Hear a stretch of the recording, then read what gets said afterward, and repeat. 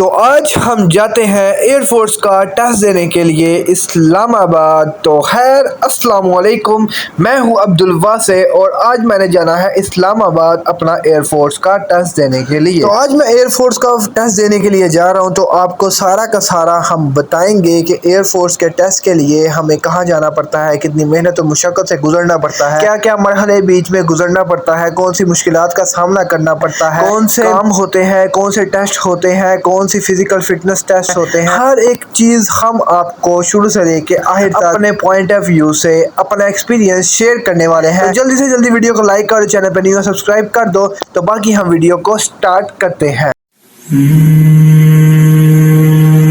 या नफ्सु इल्लम तग़फ़री ला तज़्ज़ई।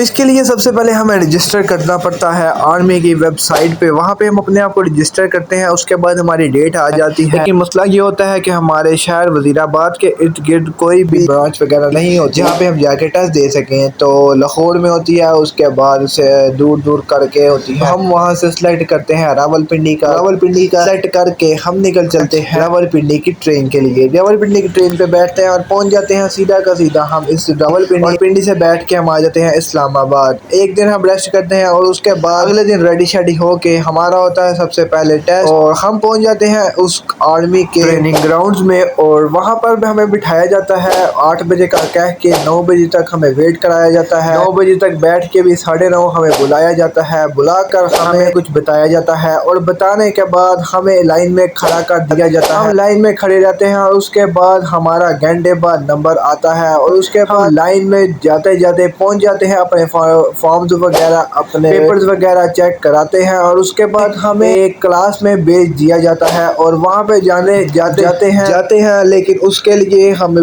पेपर देने के लिए भी फीस देनी पड़ती है। 200 रुपये हमसे फीस के लिए जाते हैं और उसके बाद हम हॉल में चले जाते हैं। हॉल में जाने के बाद हम अपने पेपर वगैरह चेक कराते हैं। पेपर वगैरह चेक होने के बाद हमें हमारा कंप्यूटर मिल जाता है। कंप्यूटर पे जाके हम बैठ जाते हैं। कंप्यूटर में हमें बिठाया जाता है और उसके अंदर अपना रोल नंबर ऐड करते हैं। रोल नंबर ऐड करने के बाद हमारा उसके ऊपर आ जाता है टेस्ट। और टेस्ट के चार पोर्शन होते हैं, इंग्लिश, मैथ, इंटेलिजेंस और फिजिक्स का। तो हम सबसे पहले हम इंटेलिजेंस का टेस्ट देते हैं और जो कि इसके एमसीक्यूज होते हैं तकरीबन लगभग 70-80। वो कि आपको वीडियो इजीली मिल जाएंगे। जो मेन चीज़ है वो मैं आपको बताने वाला हूँ जिसकी आपको वीडियो नहीं मिलने वाली है। उसके 25-30 मिनट होते हैं। टाइम आपके पास बहुत ज़्यादा शॉर्ट होता है। अगर आप किसी भी एमसीक्यू वक्त लगा देते हो 30 सेकंड से ज़्यादा तो आपके जो एमसीक्यूज हैं वो मिस हो जाते हैं। इंटेलिजेंस के मेरे थोड़े से एमसीक्यू मिस हो जाते हैं लेकिन अल्हम्दुलिल्लाह मैं पास कर जाता हूँ। उसी तरह इंग्लिश, फिजिक्स और मैथ के भी मैं सारा टेस्ट पास कर जाता हूँ। और उस टेस्ट को पास करने के बाद आपका ये सीन होता है, आपने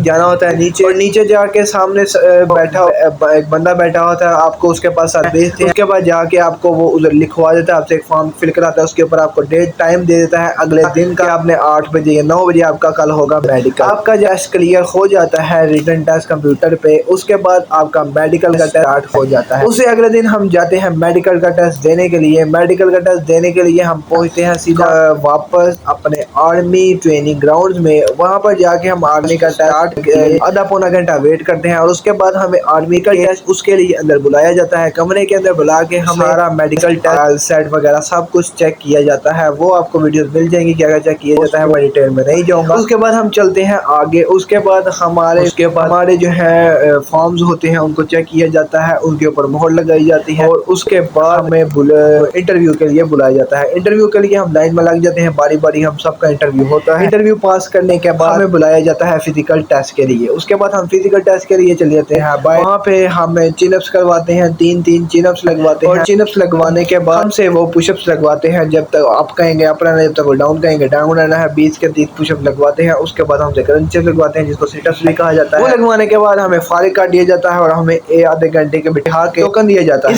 इस सारे काम में हमें तकरीबन 7-8 घंटे लग जाते हैं। हम सुबह आते हैं 9 बजे और वापस जाते हैं 4-5 बजे। खुद हिसाब लगा लो कि कितने घंटे बन जाते हैं। उसके बाद हमें टोकन मिलता है जो हमें मिलता है रेस का। और एक और मैं बात बताता चलूं, अगर आप इसमें से एक चीज में भी फेल हो जाते हैं तो आप उससे अगले मरहले में नहीं जा। तो इसके लिए आपको सारा कुछ पास करना जरूरी है, यानी ये 1 to go है। एक बार फेल हो गए तो सारा काम खत्म। उसके बाद हमें टोकन दिया जाता है अगले दिन का रेस के लिए और अलग अलग रेसिंग ग्राउंड में बुलाया जाता है। लोकेशन सुबह हम पहुंच जाते हैं 8-9 बजे रेसिंग ग्राउंड में, जो टाइम लिखा होता है उस टाइम हम रेसिंग ग्राउंड में पहुंच जाते हैं। वहाँ पर होती है हमारी रेस और रेस का कुछ फॉर्मेट ये होता है कि आपने 2 मिनट के अंदर कोई 2 माइल होता है, कितना होता है 1.6 किलोमीटर होता है, लेकिन उससे ज्यादा ही था 1.78 किलोमीटर। इतनी रन करना होता है, वो इतना मुश्किल नहीं होता। जिसका स्टेमिना है वो भाग लेता है, आराम से पूरा हो जाता है। टाइम वाह होता है 7 से 8 मिनट होते हैं आराम से, उसके अंदर रेस पूरी हो जाती है। और जो उसके अंदर उस टाइम के अंदर आएगा उस सब को वो सिलेक्ट करी जाएंगे, उन सबको पास करी जाएंगे। और जो एंड पे रह जाएगा, कुछ बच्चे होते हैं जो इसमें रह जाते हैं, जो शुरू में पास कर जाए वो इसमें भी पास कर ही लेते हैं। और उसके